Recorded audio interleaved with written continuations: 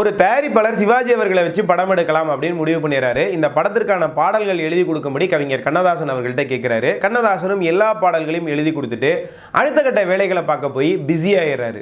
ஆனா அந்த தயாரிப்பு நிறுவனம் என்ன பண்றாங்க அப்படின்னா, படத்துல கூடுதலாக இன்னொரு பாடலை எடுத்து சேர்த்து அந்த படத்தை குறிப்பிட்ட மாதத்துல வெளியிடணும் அப்படின்னு முடிவு பண்றாங்க. குறிப்பிட்ட மாதத்துல இந்த படத்தை வெளியிடணும் அப்படின்னு சொல்லி கவிஞர் கண்ணதாசனை தொடர்ந்து அவங்க நச்சரிச்சுக்கிட்டே இருந்தாங்க. கவிஞரும் கடைசியாக ஒரு நாள் ஒரு பாடல் ஒன்று எழுதி கொடுக்குறாரு. அவங்க குறிப்பிட்ட அந்த மாதத்தை நினைவுபடுத்துகிற மாதிரியான வரிகள் வந்தது. இது அனைவரையுமே ஆச்சரியப்படுத்தியது. அதோடு அந்த பாடலும் வெளிவந்து மிகப்பெரிய வெற்றி அடைந்தது. இது என்ன பாடல், இது என்ன படம், இந்த சம்பவம் எப்படி நடந்தது, அதை பற்றி தான் பார்க்க போகிறோம்.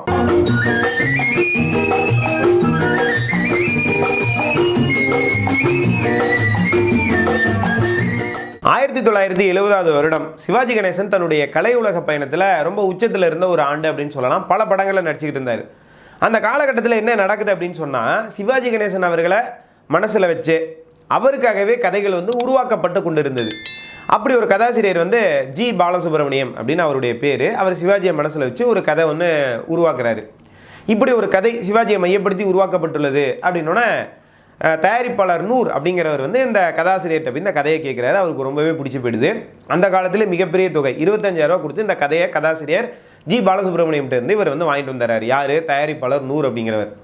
இப்போ என்ன பண்ணுறாருன்னா, சிவாஜி அவர்களுடைய ஆஸ்தான இயக்குனர் கே சங்கர் அவர்கள்ட்ட போயிட்டு இந்த கதையை சொல்லி, அவர் சிவாஜிக்கு ஆஸ்தான ஒரு இயக்குனர், ரொம்ப பிடிச்ச ஒரு இயக்குனர், அவர் மூலமாகவே படம் எடுக்கலாம் அப்படிங்கிற வேலைகளை இவங்க ஆரம்பித்து போயிட்டு இருக்கும்போது இந்த கதையை போய் நடிகர் திலகம் சிவாஜி கணேசன் அவர்கள்ட்ட சொல்கிறாங்க.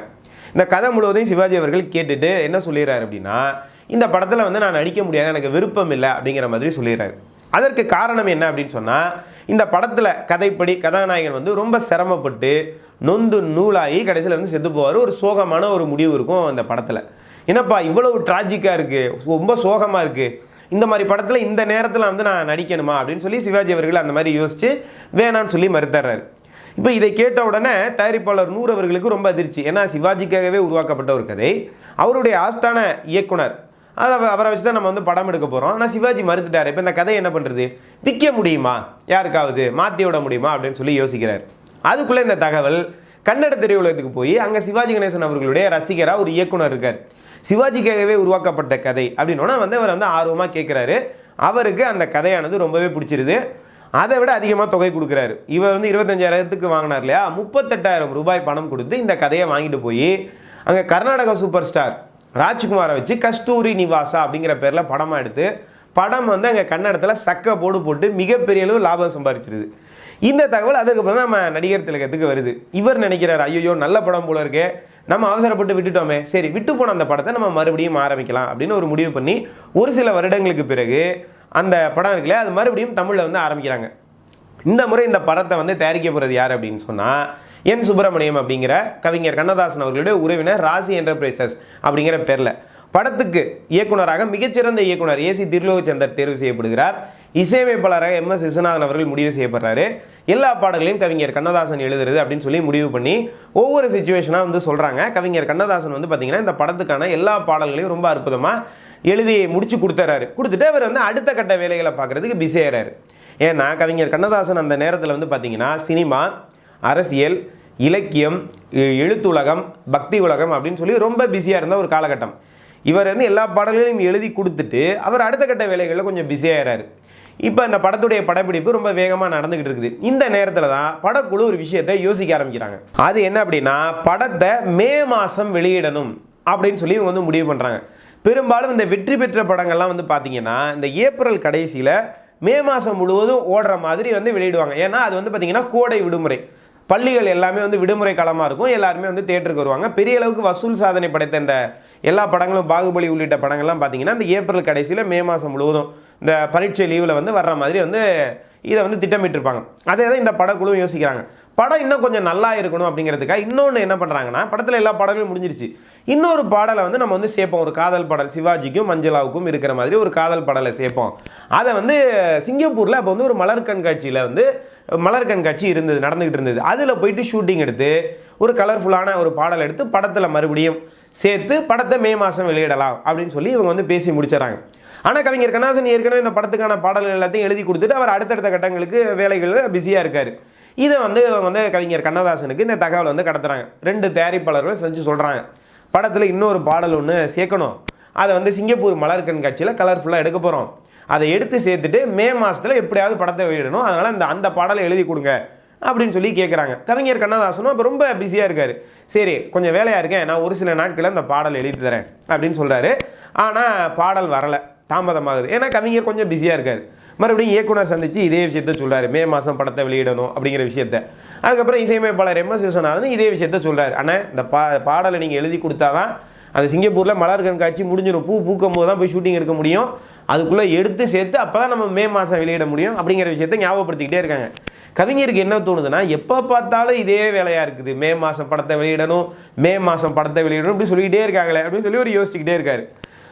என்ன ஆகுதுன்னா, இப்படி நாட்கள் கடந்து போகும்போது கவிஞர் பிஸியாக இருக்கார், அவர் பிடிக்கவே முடியலை. இந்த மலர் கண்காட்சி இன்னும் கொஞ்சம் நாளில் முடிவடைந்து விடும் அப்படிங்கிற ஒரு நிலைமை. அது முடிஞ்சு போச்சுன்னா போய் இந்த ஷூட்டிங் எடுக்க முடியாது.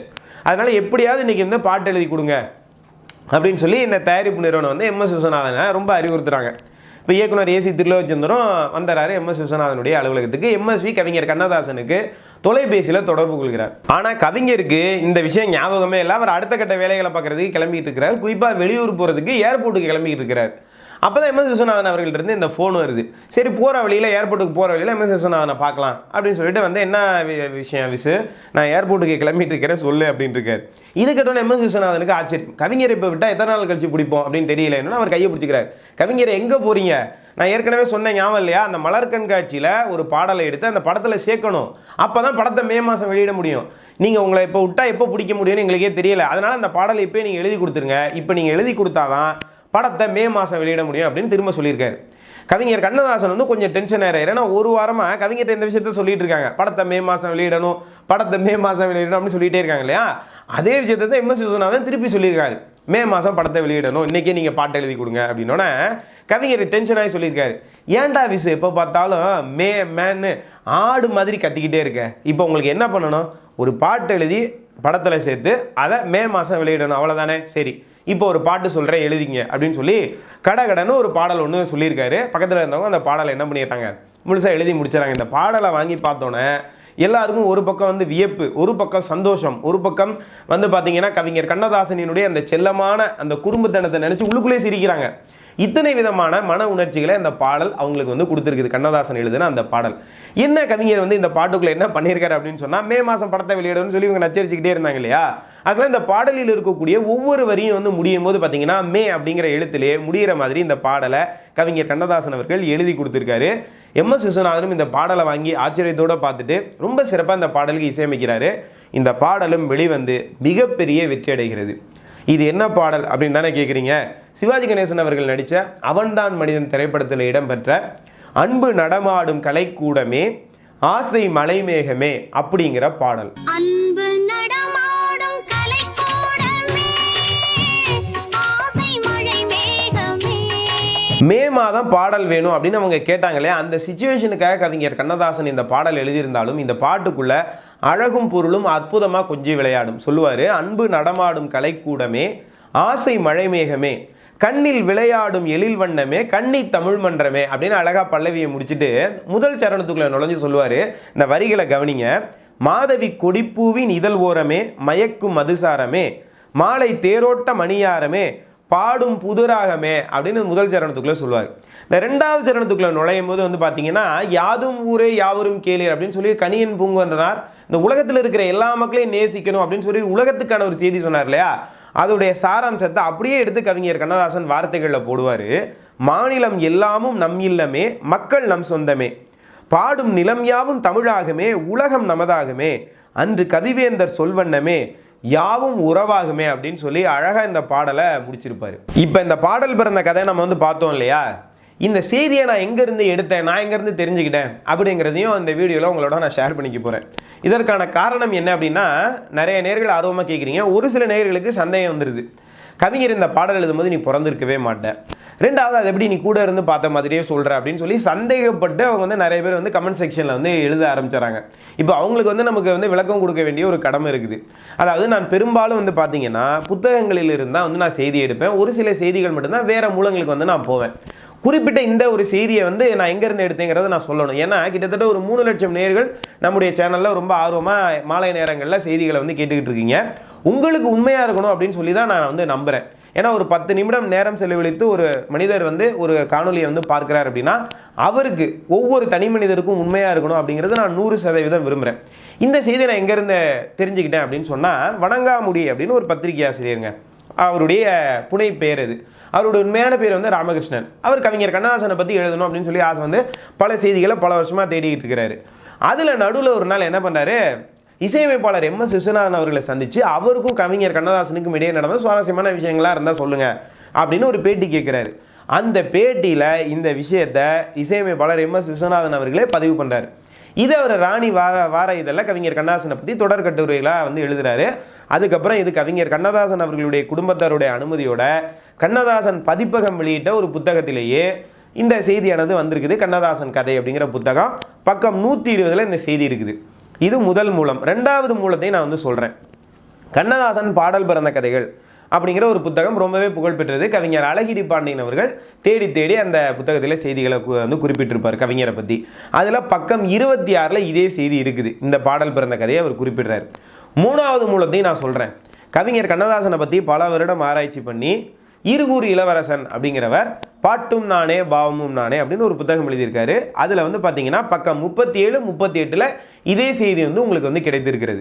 அதாவது நம்முடைய வாசகர்களுக்கு நம்பிக்கை வர வேண்டும் அப்படிங்கிறதுக்காக பாடல் பிறந்த கதையோட எந்த புத்தகங்களில் இருந்து நான் இந்த செய்தியை எடுத்தேனோ அதை பக்கவாரியாக உங்களுக்கு இதில் கொடுத்துருக்கிறேன். படத்தில் ஒரு பாடலை சேர்த்து அதை மே மாதம் வெளியிடணும் அப்படின்னு தயாரிப்பாளர் முடிவு செய்ததும், அதை கவிஞர் கண்ணதாசன்ட்ட அடிக்கடி அவர் நினைவுபடுத்தி கொண்டே இருந்ததும், அதற்காக கவிஞர் கண்ணதாசன் ஒரு பாடல் எழுதி அந்த பாடலினுடைய ஒவ்வொரு வரி முடியும் போது அந்த மே மாதத்தை நினைவுபடுத்துகிற மாதிரி மே அப்படிங்கிற எழுத்தை சேர்த்ததும் ஆச்சரியமான சம்பவங்கள். இப்படிப்பட்ட ஆச்சரியமான சம்பவங்கள்லாம் ஒரு மனிதருடைய வாழ்க்கையில் நடந்திருக்குது அப்படின்னு சொன்னால் அதுதாங்க நம்ம கவியரசர் கண்ணதாசன். அதனால தான் அந்த பாடல்களை விட அவருடைய பாடல் பிறந்த கதைகள் ரொம்பவே சுவாரஸ்யமானது அப்படின்னு நான் சொல்லுவேன். அந்த வகையில் ஒரு பாடல் பிறந்த கதையை இந்த வீடியோவில் உங்களோட ஷேர் பண்ணிக்கிட்டது எனக்கு ரொம்பவே மகிழ்ச்சி. இந்த யூடியூப் சேனல் உங்களுக்கு பிடிச்சிருக்கு அப்படின்னு சொன்னால் அந்த சேனலை சப்ஸ்கிரைப் செய்யுங்கள் நேர்களே. மறுபடியும் அடுத்த காணொலியில் உங்களை எல்லாம் சந்திக்கும் வரை உங்களிடமிருந்து விடைபெறுவது உங்கள் அன்பு நண்பன் துரை சரவணன். நன்றி, வணக்கம், வாழ்க தமிழ்.